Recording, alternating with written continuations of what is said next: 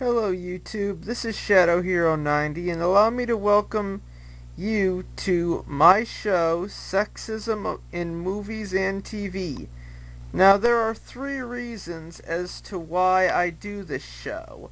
The first is because as someone who watches TV, and as a man, I really do think I should be able to watch an actual American show without constantly being offended and without feminism being crammed into everything.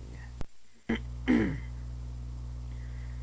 second reason is that a lot of these shows are geared towards a younger audience, and it would really be good if anyone from Cartoon Network or Nickelodeon saw this and actually tried to make a decent role model for boys who's not a white knight, a complete sissy, a doormat, or basically someone who is worthy of the title hero. You know, to keep them from turning out like these pricks.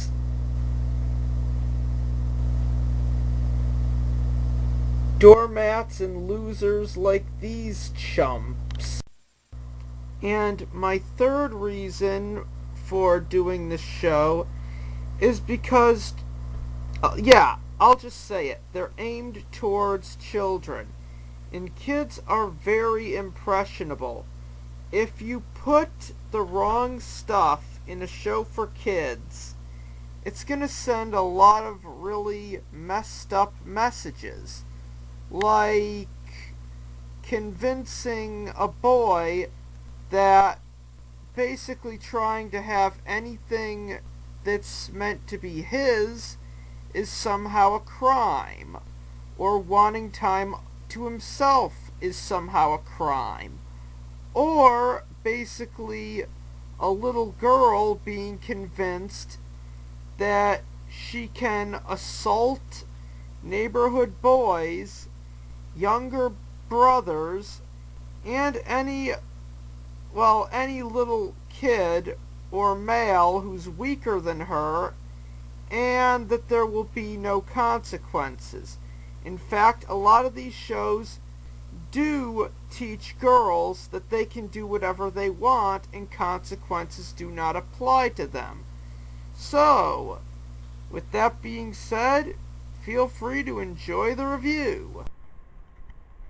Number 5 is actually a tie. A two-way tie between Kim Warner from Yesteryear and Carrie Heffernan from The King of Queens. For the first 5-6 seasons, he gives her and her family, and by her family I mean her immature her sister Christine, her immature jackass husband Jimmy, and their 2 boys, free room and board in their guest house that was revealed in an episode may not have been legal. Kim Warner is a spoiled brat because because Greg does all this stuff for her, and she repays him by not only nagging, but by using his assistant to do her own errands. Not to mention she fights with Greg's mom all the time whenever she appears on the show. This woman is spoiled and completely ungrateful. What puts her so low on the list is that when Greg loses his job somewhere around season 5 or 6, I think, that was kind of a punishment. And in the end of the episode where Christine, Kim's sister, gets a job as Greg's assistant, Kim actually loses her, well, she loses any shot of, and comes to the realization that Greg's assistant is not something that they can both use. And when I say assistant, I mean his assistant at work. And now moving on to Carrie Heffernan. This woman is actually spoiled without having to be spoiled because of her deranged father. She is, when I say that, I truly mean that she is. Whether or not her husband, Doug Heffernan, is 1. Goofing off, 2. At work, delivering packages, or 3. Babysitting Carrie's insane father, Arthur, which, to anyone who's seen the pilot, is the main reason why all of Doug's plans eventually go kaboom and blow up in his face because of that asshole Arthur.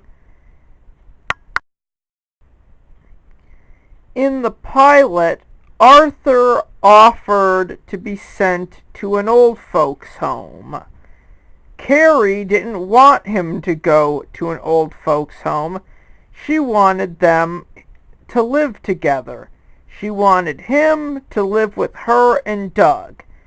Doug honored her request, gave up his basement, which was going to be his own personal rec room, just so her lunatic father could live with them. In all fairness, when it comes to King of Queens, I really wish they went with an ending where Doug and his friends basically they just psychologically torture Arthur with all of the things he's afraid of and all of the things that drove him insane. But that's beside the point. Carrie is a spoiled brat who pretty much acts like a child, especially when it comes to Doug or something he wants, or her lunatic father, or something she wants. In all fairness, she is little more than a spoiled little brat. But the only reason she's so low on the list is because she does tend to get her comeuppance in a lot of episodes. And, well, yeah, that's it. Number 4, Debra Barone from Everybody Loves Raymond. Where do I even start with this one? She literally is a spoiled brat who wants the best of both worlds. She wants to be a housewife, but at the same exact time, she wants to be a spoiled, pampered princess who lays around all day watching TV, letting someone else raise the kids, and have someone else doing the cooking and the cleaning. She's just pissed off that it's her mother-in-law, Marie. And then there's the fact that when it comes to Raymond,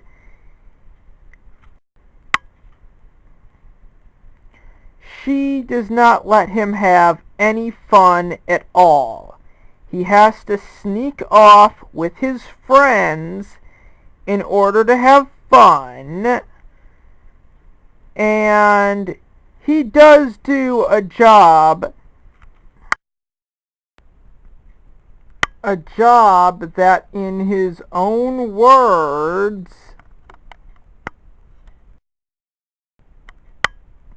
he sees and knows as pointless and meaningless.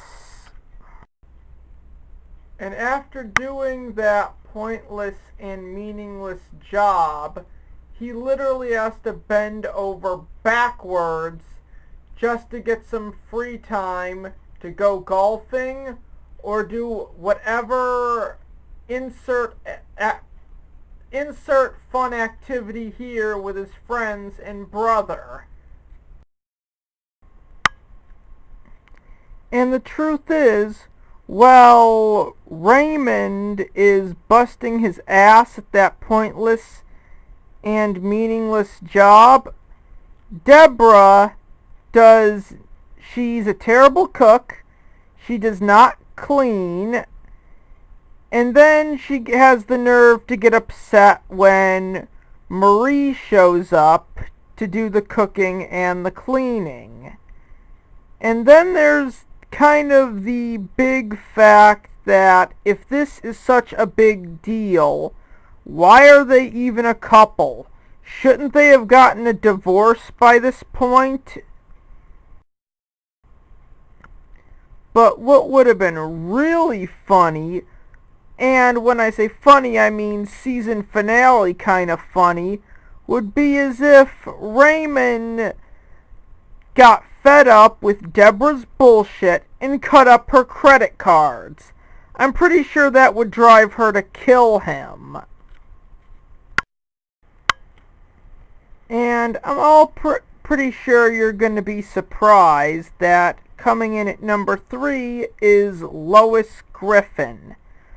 Okay, I'm going to be blunt. She's only number 3 because of the fact that she originally was a good mom, but in the later seasons did get a major character derailment when she had sex with Bill Clinton, was in an actual porno, but then in a porno, and then cheated on Peter with Meg's boyfriend.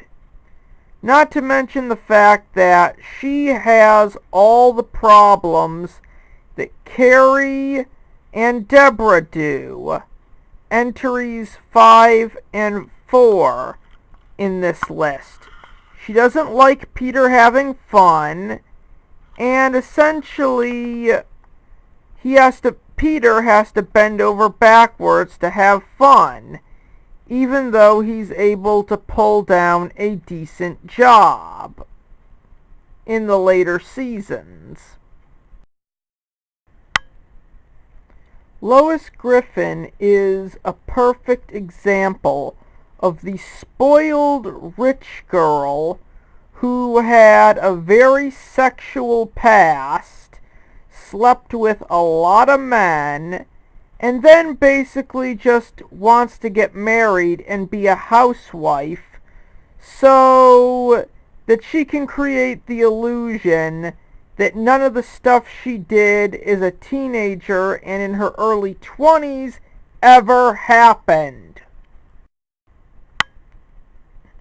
I'm not kidding. In all fairness, when you look at the later seasons, you honestly think that the only reason that Lois even married Peter was just a shallow attempt to erase her sexual past, just so she can exist in public without being slut-shamed.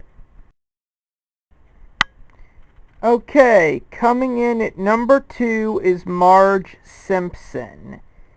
And I'll just say it. Homer bends over backwards for her. In the episode where we found out she went to college, we find out that Homer was the one who paid for her college years, and she basically backstabs him and dumps him for another teacher. Coming in at number 3 is Marge Simpson. This bitch, well, when she was dating Homer, they did an episode about that where she was in college and Homer was putting her through college. He was paying for her tuition, and then she has the gall to dump him for another teacher. Then he gets into a rock band, and apparently he loves her so much that not having her caused him to have some sort of breakdown. It was that bad. And she dumped him for a liberal who didn't even believe in marriage and probably believed in wild hippie sex, like a swinger. Not to mention that she is guilty of everything that Debra is guilty of.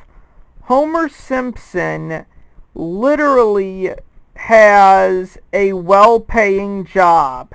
He's only 2 inches below Mr. Burns when it comes to authority. And let me just say, this is a job Homer literally had to get through blackmail.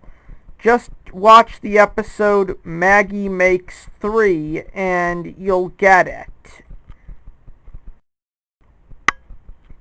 And even though he only got a high-paying job through what is essentially blackmail, this spoiled bitch literally puts him through everything that Debra Barone puts Ray Barone through.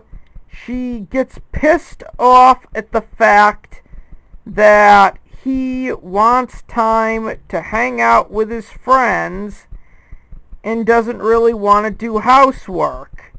She's lazy, she's liberal. Well, probably not lazy, but she's a liberal bitch who really needs to see what a waste of a life her existence would be without Homer. And in all fairness, Homer is not dysfunctional. Marge is the dysfunctional one. And the number 1 worst TV mom is Peggy Bundy. You're probably surprised at why I picked her as number 1. Well, she was one of the originals. She is lazy. She's stupid.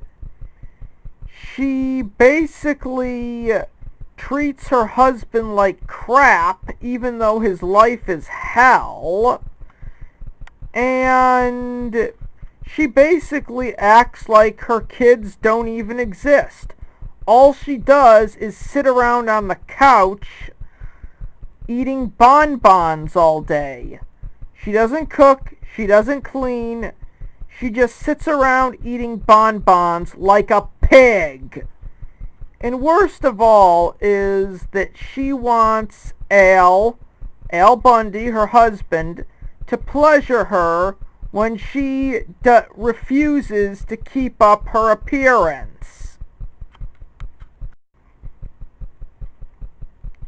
As bad as the 2 tied at number 5, Debra Barone, Lois Griffin, and Marge Simpson are, Peggy doesn't even want to work. Her laziness makes her a worse mother and wife than all of them put together.